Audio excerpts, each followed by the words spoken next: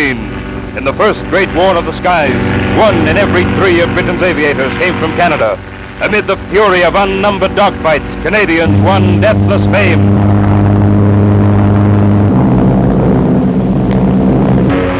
Bishop, Collishaw, and Rogers, these names will ever live in the story of the air. Riding the storm of fire and lead, the men of Canada found their wings.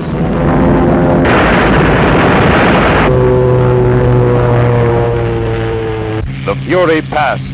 Canada's flyers exchanged the tools of war for the implements of peace. Above the solitude of lake and forest, they bent their skill to the progress of their country. From the air, they mapped whole regions little known before.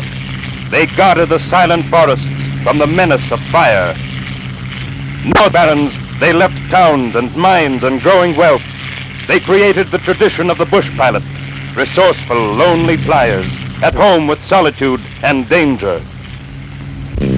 So through the post-war years, the experience of these pioneers built for Canada a system of commercial air routes second to none the world over in personnel and planes. Today, Canada's veterans of the air are back in harness again, for on their shoulders falls a new responsibility to train in their skill and daring a new generation of flyers, a generation enrolled in the greatest scheme of air defense ever undertaken, the Commonwealth Air Training Plan. From every part of Canada they come, young men enlisting in a fighting force where only youth can serve. Gérald Carrière from Trois-Rivières, Quebec. Wilf Miss from Weyburn on the prairies. Jack Liney's from Kelowna in the mountains of British Columbia. Harry Bridgio town. Raw rookies today, but tomorrow, pilots, observers, air gunners. And while they drill, the framework of the giant plan takes shape from coast to coast. Flying schools in the maritime provinces at Moncton, Summerside, Chatham. Training centers for observers, gunners, mechanics beside the lakes of Ontario and Quebec. Concrete runways in the sunlight of the prairies. A sure defense in war, a heritage for peaceful progress in the saner world beyond. And on the Pacific coast, hangars to house seaplanes and giant flying boats.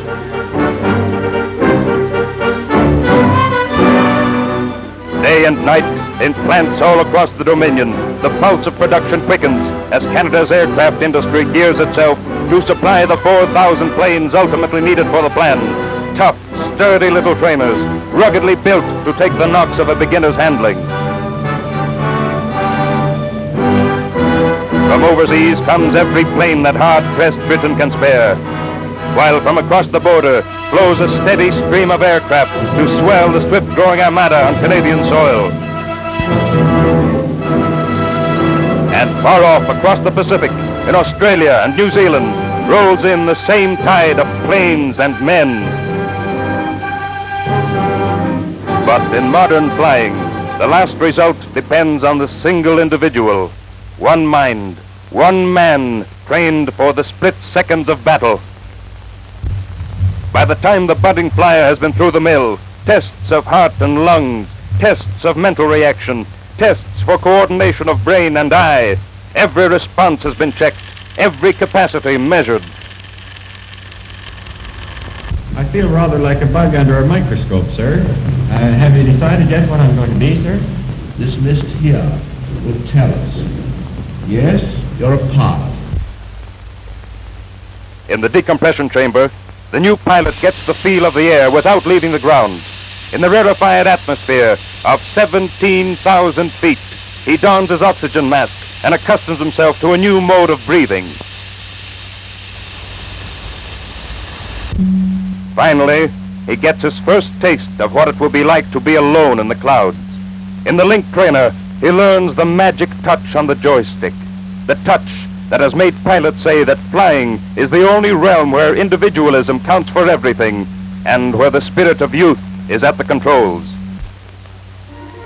But before he is allowed to fly, he must go through a long and exacting grind on the ground. He must master the mathematics needed for aerial navigation. He must get to know the whole modern world of radio communication. He must get accustomed to working under the actual conditions of warfare. He must know, like every fighting man, how to take discipline. And though he may never have to bail out in his life, he must find out how parachutes behave.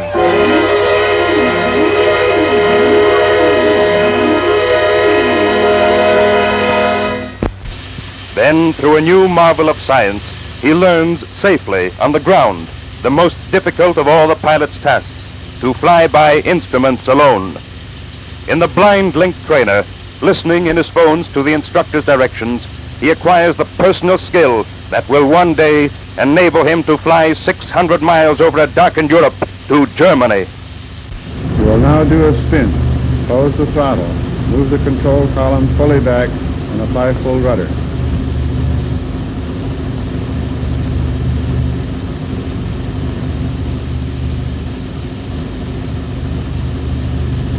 Look out, there's rough weather ahead. Keep your airplane straight and level.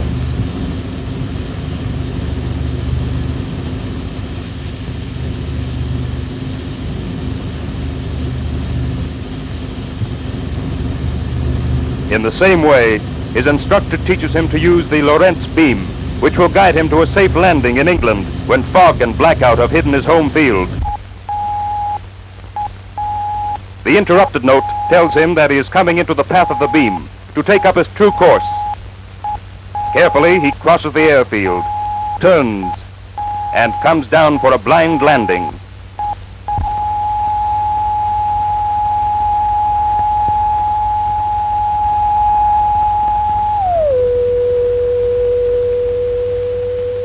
It looks easy, and so it is to the overconfident.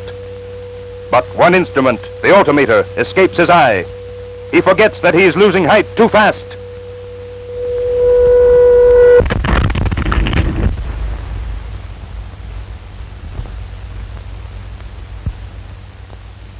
Pilot dies horrible death.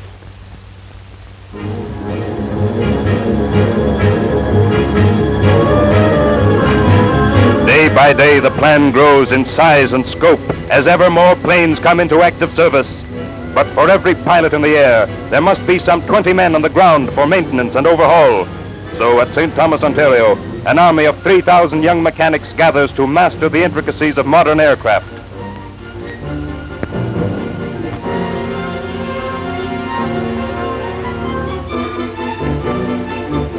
Starting from the motors of the small trainers, they work their way up to the giant Merlin engines of the British fighters.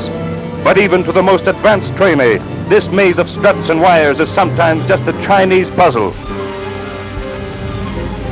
Hey, Art, where the hell does this beast go? I wouldn't know.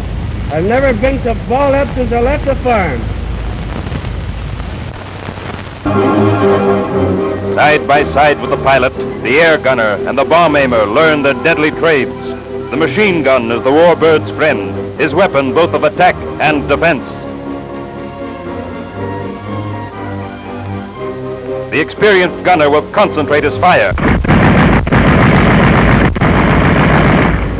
But with the beginner, the kick of the gun throws the shooting all over the target.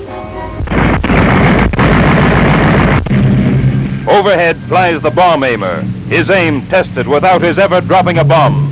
His target is the L-shaped building directly below. Here, observers watch an image of the plane as it crosses the sky. The bomb aimer releases not a bomb, but a brilliant flash. The watchers below mark off the position of the flash on their paper, and with the aid of a metronome, they can calculate the exact spot where the real bomb would have fallen.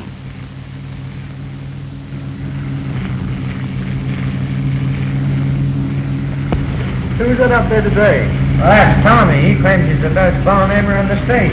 Watch it, here he comes.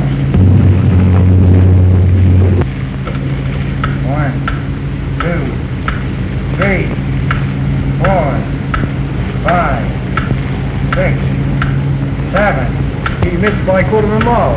Thought you said he was good. Oh, no. I said he said he was good. So back to school goes Tommy to learn his job all over on the ground.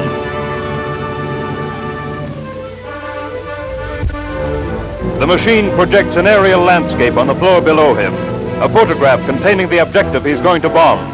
Sitting beside him is a pilot who can move the landscape just as it would move when seen from a plane. Tommy has bombed these oil tanks 100 times before on paper, and he fondly hopes this salvo will be his last. 9 weeks of intensive training pass, and at last comes the day when the pilot makes his first flight alone. How would you like to go solo today? Very much, sir. You feel you can carry on by yourself, do you? I think so, sir. All right, we'll send you right up. Now, before we do, there are a number of points you must remember. First, you have to make an inspection of the aircraft and the usual cockpit check, and then run up the engine. After that, you must also remember that the aircraft's lighter, and you'll have to trim it accordingly.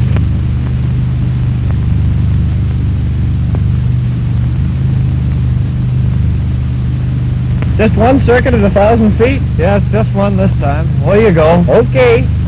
Good luck.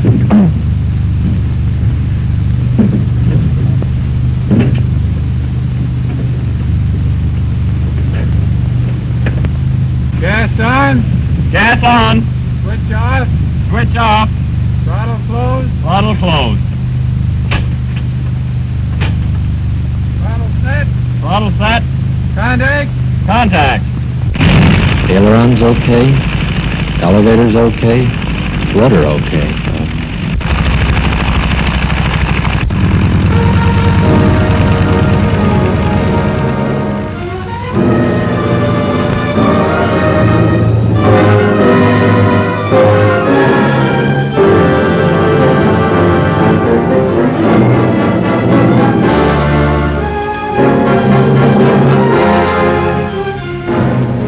Gee, seems bigger up here, all alone. Steady there. Must be getting rougher. That's right. Said it would handle differently. Well, nothing to be worried about. Let's try vertical bank. Stick over. Nose up. Round we come.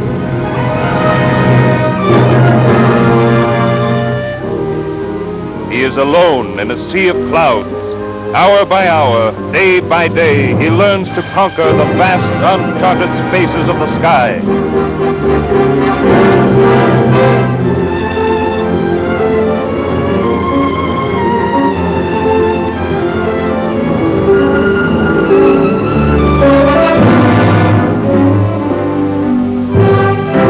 Beneath his hand, the throttle of his roaring motor.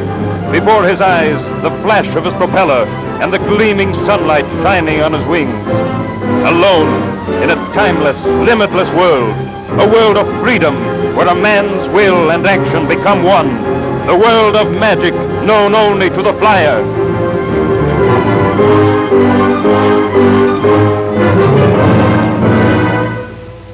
So he graduates from the exhilaration of his first solo flights to ever larger and faster aircraft.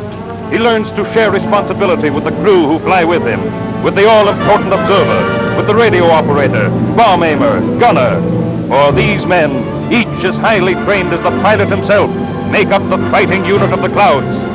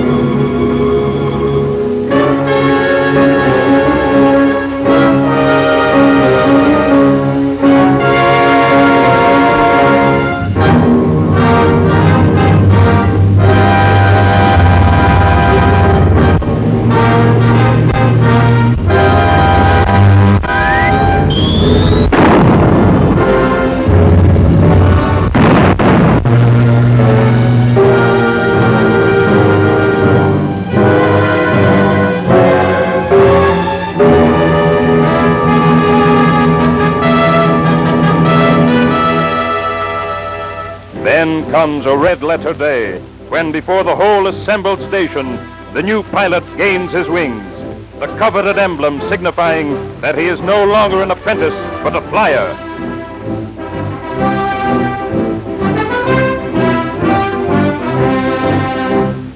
In these pilots, receiving their wings from one of the greatest aces of the last war, Air Marshal Bishop, Canada renews her great flying tradition and her pledge in the service of the Commonwealth.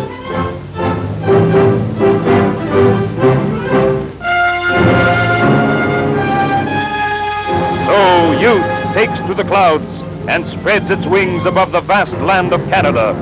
Wings above the rivers of the east, above the Restigouche, the Nashwaak, the Miramichi, and the Thousand Islands of the St. Lawrence. Westward above the Mattawa, the Nipigon, and the broad Saskatchewan curving through the horizons of the prairie. Wings in a rushing world of wind and speed, where the battle for individual right is fought by individual skill. Wings far across the ocean, above the mountains of New Zealand, Aotearoa, the island of the long white cloud. Wings above Sydney Bay, where the white surf of the Pacific rolls in upon Australia's coast.